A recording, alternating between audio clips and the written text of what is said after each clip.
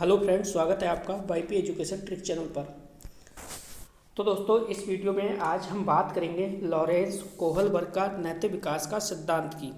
ये जो टॉपिक है ये बहुत ही इम्पोर्टेंट टॉपिक है दोस्तों। यहाँ से हर एग्जाम में क्वेश्चन बनते हैं, चाहे आपका सीटेट का एग्ज़ाम हुआ या यूपी टेट का हुआ या रीट का एग्ज़ाम हुआ।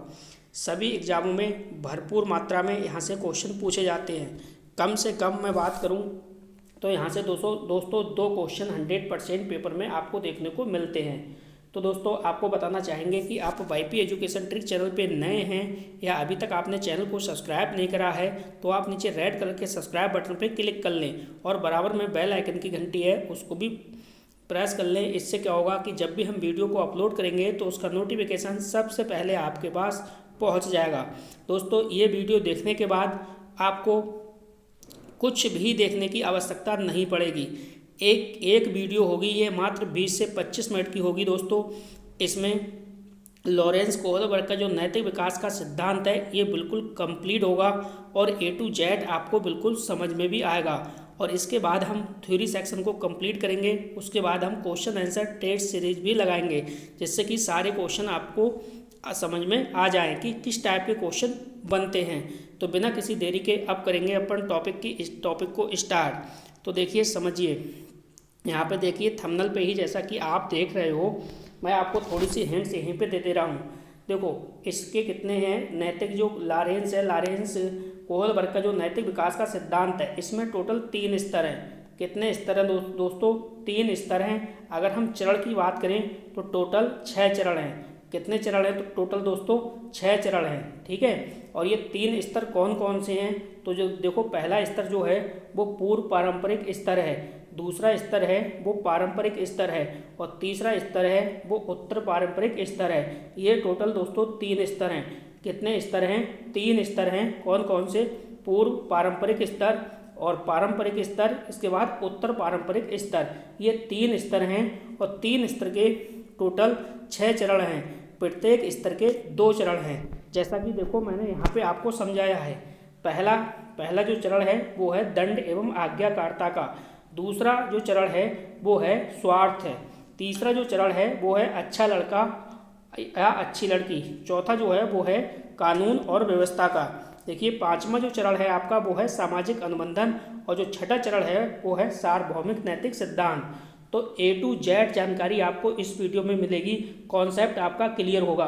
बस आपसे विनती है, रिक्वेस्ट है कि आप इस वीडियो को शुरू से लेके अंत तक देखना। जब आपको समझ में आए टॉपिक तो इस वीडियो को ज़्यादा से ज़्यादा अपने सभी दोस्तों में शेयर करिएगा, ठीक है। तो अब बिना किसी देरी के टॉपिक को करते हैं स्टार्ट। चलिए दोस्तों, यहाँ पे देखिए, थोड़ी सी पहले स्टोरी को सुन लीजिए। 2 मिनट की स्टोरी है, तब आपके टॉपिक जो है अच्छे से समझ में आएगा। देखिए, आपने सुना होगा हिंज की कहानी। हिंज जो एक व्यक्ति होता है और उसकी पत्नी जो है वो बीमार हो जाती है। उसके लिए ऐसी बीमारी हो जाती है कि उसका इलाज जो है वो असंभव होता है। उसके लिए पैसे बहुत अधिक मात्रा में दोस्तों लगने होते हैं और उसके पास जो है वो उतने पैसे नहीं हो पाते हैं। तो हिंज क्या कर लेता है, उस दवाई की क्या कर लेता है दोस्तों, चोरी कर लेता है। जब चोरी कर लेता है तो उसके बाद उसे पुलिस पकड़ के ले जाती है। उसके बाद वो अलग अलग एज के बच्चों पर क्या करता है, वो करता है प्रैक्टिकल, ठीक है। तो वहीं से ये सिद्धांत है, ये कोहलबर्ग नैतिक विकास का सिद्धांत वहीं से विकसित हुआ है, ठीक है। तो हिंज की स्टोरी इसमें दर्शाई गई है। अब देखो, थोड़ा सा टॉपिक को स्टार्ट करने से पहले जो इम्पोर्टेंट फैक्ट हैं, सबसे पहले उन इम्पोर्टेंट फैक्ट को जान लीजिए। यहाँ पे देखो मैंने फैक्ट डाले हुए हैं। इन फैक्टों से ही सीधे क्वेश्चन बनते हैं। इन फैक्टों को आप ध्यान से समझना, ठीक है। देखो, पहला फैक्ट क्या कह रहा है, कोहलबर्ग के अनुसार शिक्षक बच्चों में नैतिक विकास कर सकता है। यानी कोहलबर्ग के अनुसार जो शिक्षक है ना, शिक्षक बच्चों में क्या कर सकता है दोस्तों, नैतिक विकास कर सकता है। नैतिक मुद्दों पर आधारित चर्चाओं में उन्हें शामिल करके कोहलबर्ग का सिद्धांत नैतिक विकास से संबंधित है। दूसरा पॉइंट है ये। तो पहला पॉइंट क्या कह रहा है, देखो फैक्ट में जाओ, सीधे फैक्ट को समझो। यहाँ से डायरेक्ट पेपर में क्वेश्चन छपेगा, कोहलबर्ग के अनुसार शिक्षक बच्चों में नैतिक विकास कर सकता है। कैसे कर सकता है कि नैतिक मुद्दों पर आधारित चर्चाओं में बच्चों को शामिल करके। पहला पॉइंट आपका ये हो गया। दूसरा पॉइंट समझो, देखो कोहल वर्ग का सिद्धांत नैतिक विकास से संबंधित है। सीधे सीधे पेपर में पूछा जाता है कि ये बताओ कोहल वर्ग का जो सिद्धांत है वो किससे संबंधित है, तो आपका जवाब होगा दोस्तों नैतिक विकास से संबंधित है। तीसरा पॉइंट समझो, कोहल वर्ग के अनुसार सही गलत प्रश्नों के बारे में निर्णय लेने में शामिल चिंतन प्रक्रिया को नैतिक तर्कड़ा कहा गया है। क्या कहा गया है? नैतिक तर्कड़ा कहा गया है। यानी कोहल वर्ग के अनुसार सही गलत प्रश्नों के बारे में निर्णय लेने में शामिल चिंतन प्रक्रिया को नैतिक तर्कड़ा कहा गया है। ठीक है, ये फैक्ट दोस्तों सीधे सीधे पेपर में पूछे जाएंगे। नेक्स्ट देखिए अगला पॉइंट, कोहल वर्ग के सिद्धांत में स्तर वन। कोहल वर्ग के सिद्धांत में क्या है? स्तर वन। स्तर वन नैतिकता की अनुपस्थिति को सही अर्थ में सूचित करता है। देखो कोहल वर्ग का जो सिद्धांत है उसमें का जो स्तर वन है, उस स्तर वन नैतिकता की अनुपस्थिति को, किसको? नैतिकता की अनुपस्थिति को सही अर्थ में क्या करता है दोस्तों? सूचित करता है। 4 पॉइंट आपको मैंने समझाए। अब 5वां पॉइंट देखिए, 5वां पॉइंट क्या कह रहा है? 5वां पॉइंट ये कह रहा है दोस्तों, जो कोहल वर्ग का सिद्धांत है, कोहल वर्ग का सिद्धांत की प्रमुख जो आलोचना है, आलोचना में क्या है? कोहल वर्ग ने पुरुषों एवं महिलाओं की नैतिक तार्किकता में सांस्कृतिक विभिन्नताओं को महत्व नहीं दिया है। किसे महत्व नहीं दिया है? सीधे सीधे पेपर में क्वेश्चन पूछेगा तो आप बताओगे कि कोहल वर्ग सिद्धांत की प्रमुख आलोचना, कोहल वर्ग ने पुरुषों एवं महिलाओं की नैतिक तार्किकता में सांस्कृतिक विभिन्नताओं को महत्व नहीं दिया है। तो ये सारे फैक्ट आपको याद करने पड़ेंगे। ठीक है, इंपॉर्टेंट फैक्ट है, यहीं से क्वेश्चन बनेगा। आप वीडियो को बिल्कुल अंत तक देखना, अच्छे से मैं आपको कॉन्सेप्ट समझाऊंगा इसमें, और उसके बाद क्वेश्चन आंसर अपने लोग टेस्ट सीरीज लगाएंगे। तो पहला पॉइंट आपने दोस्तों समझ लिया कि भैया कोहल वर्ग के अनुसार शिक्षक बच्चों में नैतिक विकास कर सकता है। कैसे कर सकता है? यदि वह नैतिक मुद्दों पर आधारित चर्चाओं में बच्चों को शामिल कर ले। दूसरा पॉइंट है, कोहल वर्ग का जो सिद्धांत है वो दोस्तों नैतिक विकास से संबंधित है। अगला पॉइंट, कोहल वर्ग के अनुसार सही गलत प्रश्नों के बारे में निर्णय लेने में शामिल चिंतन प्रक्रिया को नैतिक तर्कड़ा कहा गया है। क्या कहा गया है? नैतिक तर्कड़ा कहा गया है। अगला पॉइंट, कोहल वर्ग के सिद्धांत में स्तर वन जो है वो नैतिकता की अनुपस्थिति को सही अर्थ में सूचित करता है। और जो लास्ट पॉइंट है इसमें देखिए, वो देखिए स्लाइड का, कोहल वर्ग सिद्धांत की आलोचना, कोहल वर्ग ने पुरुषों एवं महिलाओं की नैतिक तार्किकता में सांस्कृतिक विभिन्नताओं को महत्व नहीं दिया है। ये फैक्ट दोस्तों डायरेक्ट पेपर में छपने वाले हैं। चलिए आगे देखते हैं नेक्स्ट फैक्ट क्या है। चलिए इन फैक्ट को भी समझिए।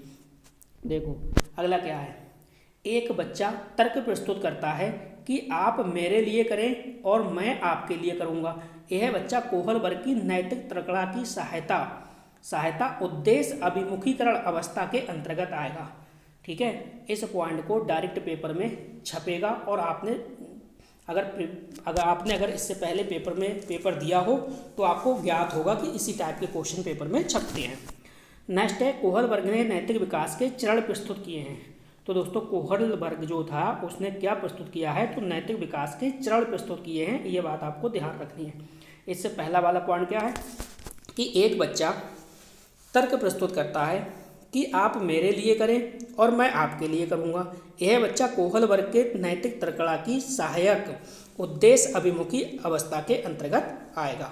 अब सीधे सीधे कोहल वर्ग के अपने चलते हैं कोहल वर्ग के कॉन्सेप्ट पे, जहाँ पे उन्होंने 3 स्तर बताए हैं, और 3 स्तर में के 6 चरण हैं, यानी प्रत्येक स्तर के 2 चरण हैं। वहाँ से दोस्तों पेपर में क्वेश्चन बनता है। तो चलिए चलते हैं आगे की ओर। तो दोस्तों एक बार फिर से देख लीजिए, मैंने आपको कितने स्तर बताए हैं दोस्तों? 3 स्तर, यानी कोहल वर्ग के कितने स्तर बताए हैं? 3 स्तर। 3 स्तर में देखिए, पहला स्तर क्या है? पूर्व पारंपरिक स्तर। दूसरा स्तर क्या है? पारंपरिक स्तर। तीसरा स्तर क्या है? उत्तर पारंपरिक स्तर। ये 3 स्तर हैं, और टोटल चरण कितने बताएं दोस्तों? टोटल 6 चरण बताएं। कितने चरण? 6 चरण, यानी प्रत्येक के 2-2 चरण हैं। यानी पूर्व पारंपरिक स्तर है उसके 2 चरण हैं। पहला क्या है देखो, दंड एवं आज्ञाकारिता। दूसरा है स्वार्थ। इसी प्रकार से पारंपरिक स्तर के 2 हैं।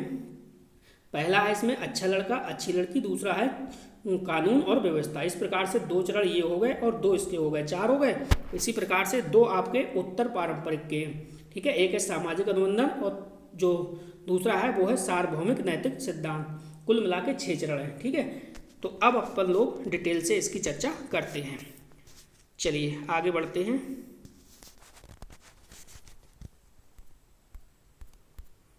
वीडियो को दोस्तों लाइक नहीं करा, प्लीज़ वीडियो को लाइक करिए और वीडियो की लिंक को अपने सभी दोस्तों में शेयर करिए। चलिए ये स्लाइड है आपकी मेन, इसको बहुत अच्छे से दोस्तों आपको समझना है, ठीक है। देखो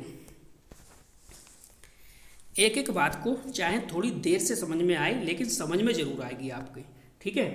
यहाँ पे देखो सीरियल नंबर है 1, 2 और 3, ठीक। अब यहाँ पे आप देखो ये हैं स्तर, ये क्या है स्तर। कितने स्तर हैं टोटल? 3 स्तर हैं। देखो 1 नंबर पे जो आपका पहला स्तर है ये है पूर्व पारंपरिक स्तर, स्तर नंबर 1, ठीक। अब ये वाला जो है वो ये स्तर नंबर 2 है, पारंपरिक स्तर। क्या है? पारंपरिक स्तर। ये तीसरा स्तर है, तीसरा स्तर क्या है? उत्तर पारंपरिक स्तर। ये हो गए 3 स्तर, ठीक है। अब सीधे सीधे हम इस टाइप इधर से दाएं से बाएं चलेंगे, यानी दाएं से बाएं चलेंगे, ठीक। अब देखो ये पहला स्तर है, सबसे पहले पहला स्तर पढ़ेंगे, इसके बाद हम दूसरा स्तर पढ़ेंगे और फिर हम तीसरा स्तर पढ़ेंगे, ठीक। तो पहला स्तर आपने लोग समझते हैं। देखो जो पहला स्तर है इसमें जो बच्चे की आयु है ना, आयु है 4 से 10 वर्ष, ठीक है। कितनी आयु है? 4 से 10 वर्ष। अब देखो चरण हमने बताए थे आपको 6, टोटल चरण कितने होते हैं दोस्तों? 6 चरण होते हैं, 6 चरण, प्रत्येक स्तर के 2। अब मान लो ये आपका पहला स्तर है, इसके दोस्तों 2 चरण हैं, ठीक है, इसके 2 चरण हैं। अब जो दूसरा स्तर है पारंपरिक स्तर, इसके भी 2 चरण हैं, इसके भी 2 चरण हो गए। अब ये उत्तर पारंपरिक स्तर है तो इसके भी 2 चरण है। ये तो 2, 2, 4, तो 6 स्तर पूरे, वो सॉरी 6 चरण हो गए, ठीक। अब देखो यहाँ पे समझो, थोड़ी सी मेरी बात को ध्यान से आपको सुनना है। देखो पहला जो आपका है पूर्व पारंपरिक स्तर, इसमें जो आयु है बच्चे की वो 4 से 10 वर्ष है, ठीक। और जो पहला चरण है, पहले चरण का नाम है दंड और आज्ञा पालन अभिविन्यास। क्या है दोस्तों? दंड और आज्ञा पालन अभिविन्यास। इसमें होता क्या है? बच्चे का आंतरिक विवेक, वो देखिए क्या होता है। देखो इसमें बच्चा ये सोचता है, अपने विवेक का इस्तेमाल करता है। बच्चा ये सोचता है कि यदि मैं यह कार्य नहीं करूँगा तो मुझे दंड मिलेगा, यदि मैं यह कार्य नहीं करूँगा तो मुझे क्या मिलेगा दोस्तों? दंड मिलेगा, ठीक है। यानी सीधे सीधे आप ये समझो, दंड से बचने के लिए, दंड से बचने के लिए आत्मरक्षा है एक प्रकार से। यानी दंड से बचने के लिए क्या है? आत्मरक्षा। यानी यदि मैं ये कार्य नहीं करूँगा तो मुझे क्या मिलेगा? दंड मिलेगा। ये पहला चरण है, ये क्या है? पहला चरण है, पूर्व पारंपरिक स्तर पहला है और पहला स्तर का पहला चरण है दंड और आज्ञा पालन अभिविन्यास। इसमें क्या है? इसमें बच्चा ये सोचता है कि यदि मैं यह कार्य नहीं करूँगा तो मुझे क्या है? दंड मिलेगा। यानी दंड से बचने के लिए जो बच्चा है वो कार्य करता है। उम्मीद करता हूँ ये पहला वाला आपका चरण समझ में आया होगा।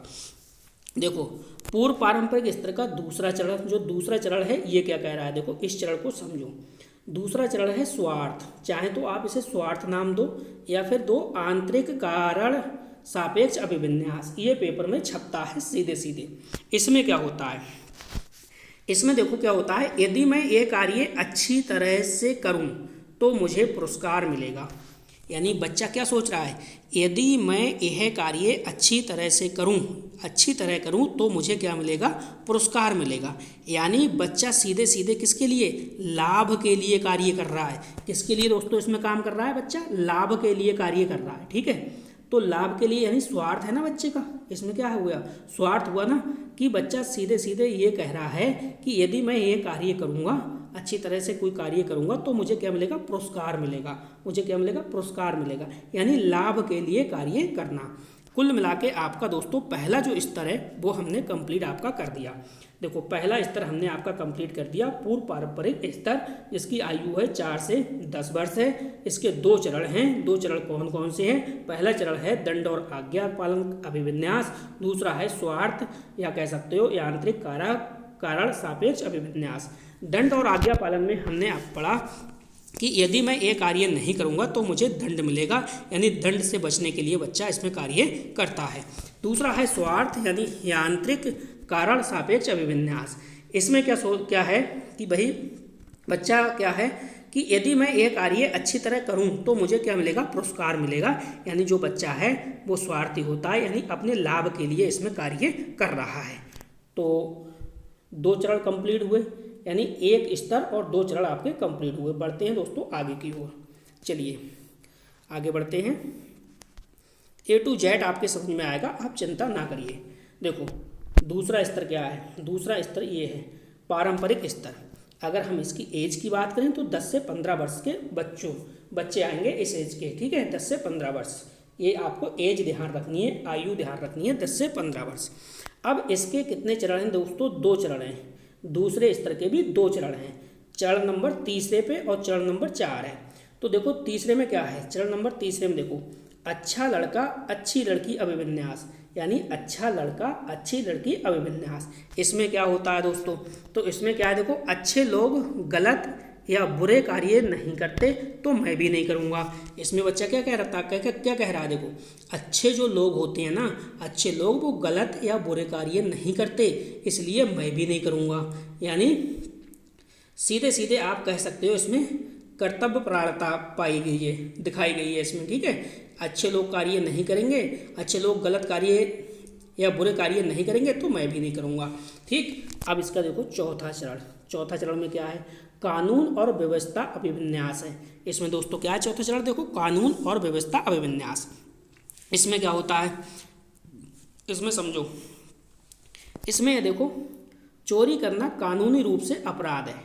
इसमें बच्चा क्या कह रहा है, भाई चोरी करना कानूनी रूप से अपराध है, यह कार्य कानूनी रूप से उसके विरुद्ध है। इसमें बच्चा ये कह रहा है, देखो चौथा चरण है, चौथा चरण का नाम है कानून और व्यवस्था अभिविन्यास। बच्चा क्या कह रहा है, बच्चा कह रहा है चोरी करना कानूनी रूप से अपराध है, यह कार्य कानूनी रूप से उसके क्या है, विरुद्ध है। यानी यहाँ पे बच्चा एक प्रकार से क्या है दोस्तों, आदर्श नागरिक का रोल अदा कर रहा है।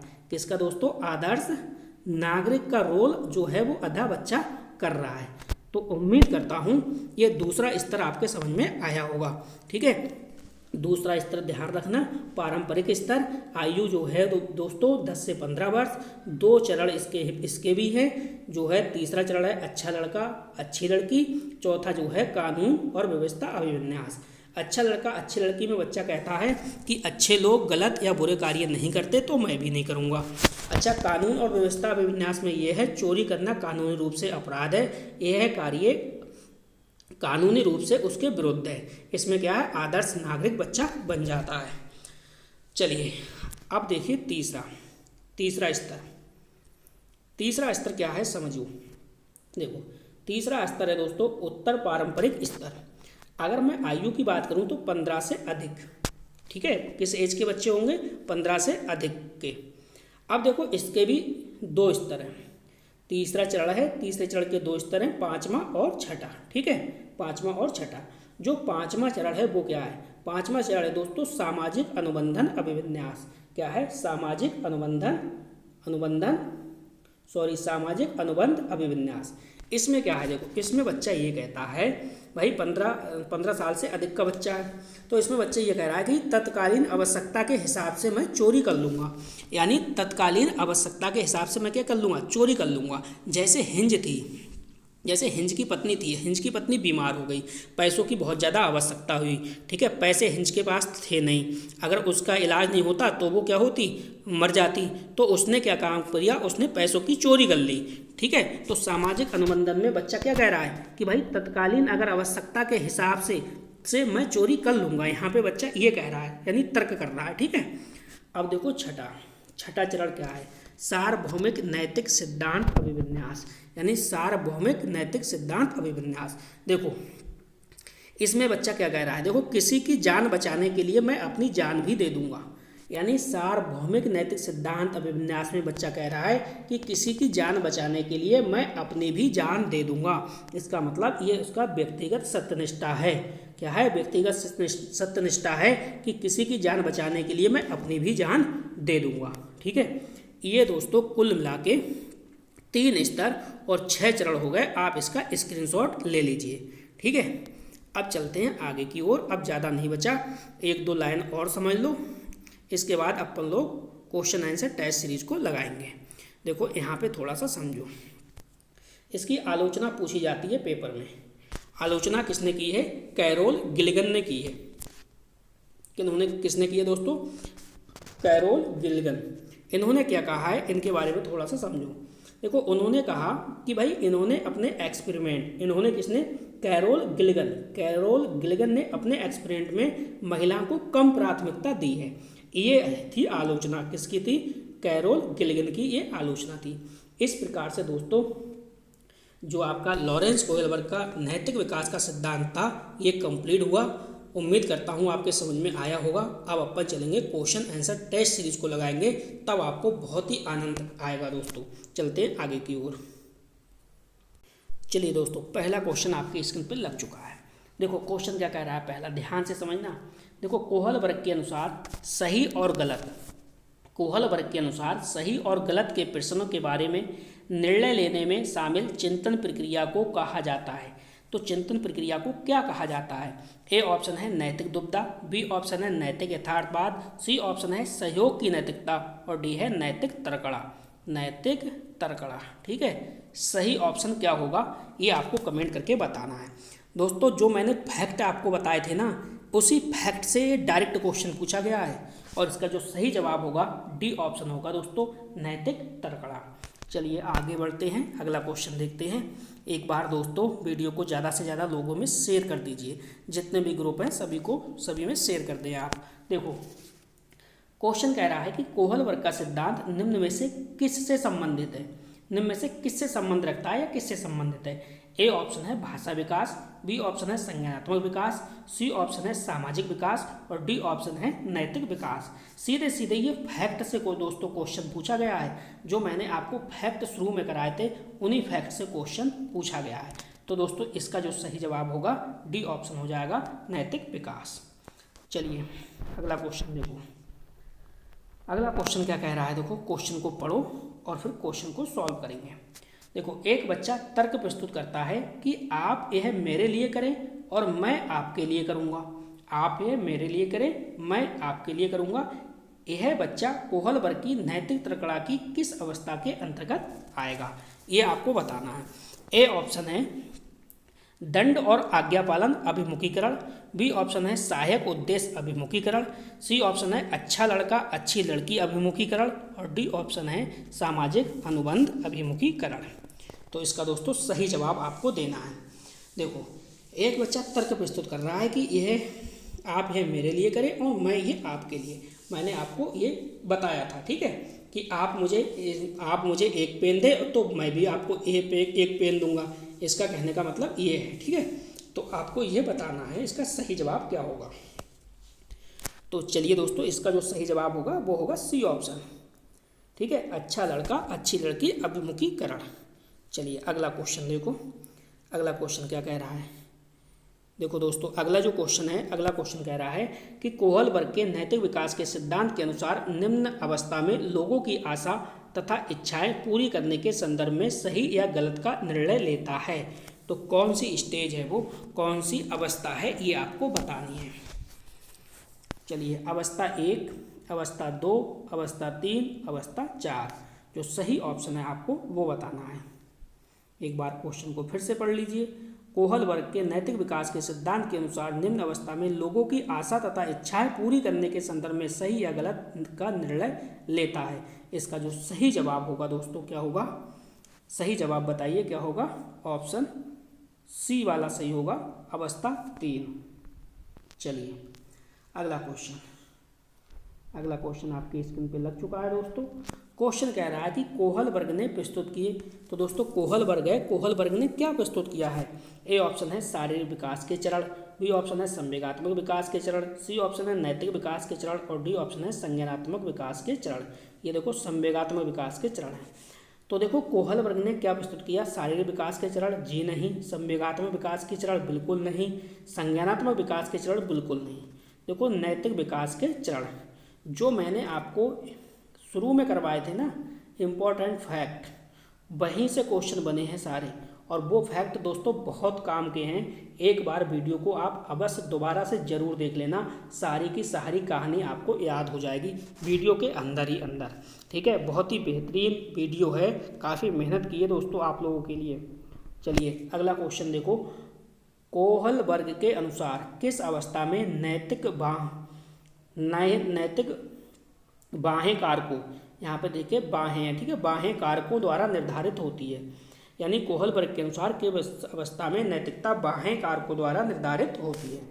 तो ए ऑप्शन है पारंपरिक अवस्था, बी है पश्च पारंपरिक अवस्था, सी ऑप्शन है पूर्व पारंपरिक अवस्था, और डी ऑप्शन है इनमें से कोई नहीं।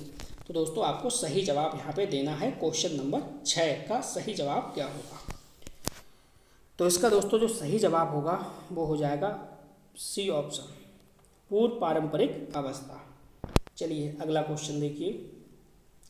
उम्मीद करता हूँ सारे क्वेश्चन आपके समझ में अब आ गए होंगे। एक दो बार पढ़ोगे दोस्तों तब समझ में आएगा 100%। एक बार में किसी के भी समझ में नहीं आता, ठीक है, चाहे मैं हुआ, चाहे आप हुए, चाहे तीसरा व्यक्ति हुआ। एक बार तो कॉन्सेप्ट किसी के समझ में आ ही नहीं सकता, अगर कोई फ्रेशर बंदा है तब। 2-3 बार पढ़ोगे तो सारी चीज़ें आपको रट जाएंगी। देखो, कोहल वर्ग के अनुसार शिक्षक बच्चों में नैतिक मूल्य का विकास कर सकता है।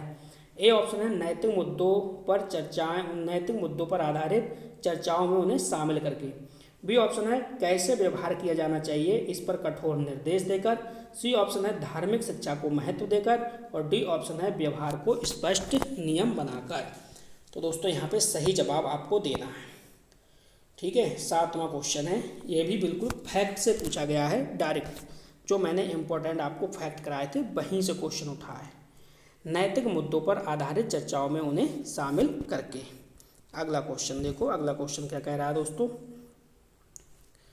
अगला क्वेश्चन आपसे कह रहा है कि कोहल वर्ग के सिद्धांत में कौन सा स्तर नैतिकता की अनुपस्थिति को, क्या कह रहा है, नैतिकता की अनुपस्थिति को सही अर्थ में सूचित करता है। ए ऑप्शन है स्तर 1, बी ऑप्शन है स्तर 2, सी ऑप्शन है स्तर 4, और डी ऑप्शन है स्तर 3। तो सही जवाब आपको यहाँ पे देना है। ये भी दोस्तों इम्पोर्टेंट फैक्ट से ही है, ये भी इम्पोर्टेंट जो फैक्ट मैंने आपको कराए थे उसी फैक्ट से है। ठीक है, तो इसका जो सही जवाब होगा दोस्तों क्या होगा? ए ऑप्शन बिल्कुल करेक्ट है, स्तर 1। चलिए अगला क्वेश्चन देखो। अगला क्वेश्चन क्या कह रहा है, क्वेश्चन नंबर 9। क्वेश्चन आपसे कह रहा है कि कोहल वर्ग के सिद्धांत की एक प्रमुख आलोचना है।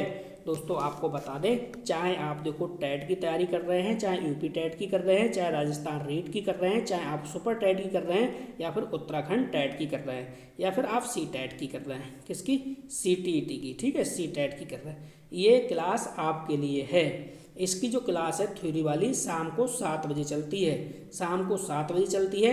एक क्लास चलती है मॉक टेस्ट की शाम को 8 बजे, ठीक है। 3000 प्रश्न उसमें करा रहा हूँ मैं मॉक टेस्ट वाली में, तो दोनों क्लासों को अवश्य आप देखा करिए शाम को 7 और 8 बजे। चलो क्वेश्चन को समझो। क्वेश्चन क्या कह रहा है भाई, कोहल वर्ग के सिद्धांत की एक प्रमुख आलोचना है, तो आलोचना क्या है वो आपको पकड़नी है। देखो, ए ऑप्शन है कोहल वर्ग ने नैतिक विकास की स्पष्ट अवधारणाओं का उल्लेख नहीं किया। बी ऑप्शन है कोहल वर्ग ने प्रस्ताव दिया कि नैतिक तार्किकता विकासात्मक होती है। सी ऑप्शन है कोहल वर्ग के बिना किसी अनुभूति मूलक आधार के सिद्धांत को प्रस्तुत किया। सी ऑप्शन है कोहल वर्ग ने पुरुष एवं महिलाओं की नैतिक तार्किकता में सांस्कृतिक विभिन्नताओं को महत्व नहीं दिया। ठीक है, जो मैंने फैक्ट कराया था उसमें था, और जो थ्योरी कराई थी उसमें भी बताया गया था आपको। तो इसका जो सही जवाब होगा वो चौथा वाला ऑप्शन होगा। ठीक है, डी ऑप्शन बिल्कुल सही जवाब है। चलिए दोस्तों कमेंट करते रहिए, आपको वीडियो कैसी लग रही है दोस्तों, ये कमेंट करके आप अवश्य बताइए। ठीक है, जितना मुझे आता है सारी मैंने ताकत आपके लिए झोंक दी है। ठीक है, चलो। कोहल वर्ग के नैतिक तर्क के सिद्धांत की अनेक बातों के लिए आलोचना की जाती है। इस आलोचना के संदर्भ में निम्न में से कौन सा कथन सही है? जो सही है वो आपको चुनना है। ए ऑप्शन है अपनी सैद्धांतिक रूपरेखा पर पहुंचने के लिए कोहल वर्ग ने प्याजे के सिद्धांत को दोहराया है। तो भैया ऐसा तो कोहल वर्ग ने नहीं किया। अगला क्वेश्चन, अगला विकल्प देखो, कोहल वर्ग का सिद्धांत बच्चों के प्रति उत्तर पर ध्यान नहीं देता। तो ऐसा भी नहीं है। कोहल वर्ग ने अपने अध्ययन को मूलतः पुरुषों से आग्रत किए रखा है, गलत है। ठीक है, यहाँ पे आग्रत इस प्रकार से आग्रत रखा है, तो ये भी गलत है। क्वेश्चन बी पढ़ो, ऑप्शन बी पढ़ो, कोहल वर्ग ने नैतिक तर्क के प्रत्येक सोपान के लिए उत्तर नहीं दिया। ये वाला ऑप्शन सही है, बी वाला ऑप्शन बिल्कुल सही है। तो दोस्तों ये आज की क्लास थी, कोहल वर्ग का नैतिक विकास का सिद्धांत। प्लीज़ रिक्वेस्ट है आपसे, आप रिप्लाई करिए आपको समझ में आया या नहीं आया। रोज़ाना शाम को 7 बजे क्लास चलती है मनोविज्ञान की।